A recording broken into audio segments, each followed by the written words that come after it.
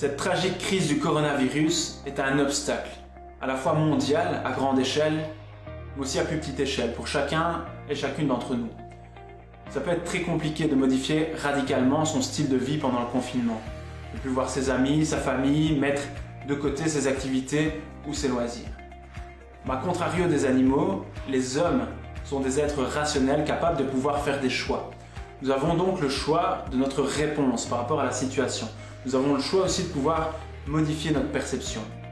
Soit on se laisse mener par notre instinct et on vit cette situation avec beaucoup de stress, voire même de la panique. Mais paniquer ne nous aide pas à prendre du recul.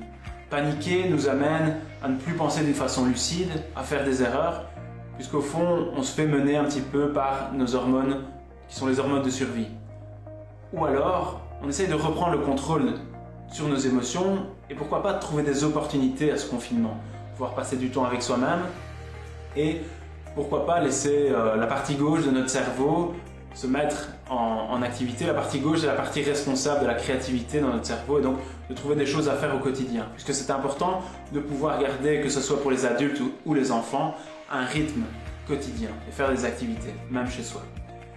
Il faut profiter de ce temps entre l'événement, la situation et notre réaction, qu'on appelle le gap, pour pouvoir prendre du recul, pour pouvoir se dégager la tête de l'arbre. Parce que généralement, on est face à face avec un arbre, on est collé et on n'arrive pas à prendre du recul pour voir que derrière l'arbre, il y a une immense forêt.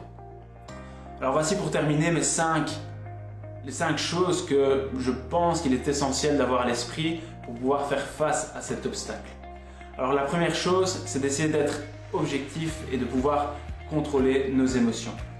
La deuxième chose, c'est de pouvoir voir le bon côté du problème. La troisième, c'est de pouvoir rester calme par rapport à la situation. La quatrième, c'est de pouvoir essayer de relativiser.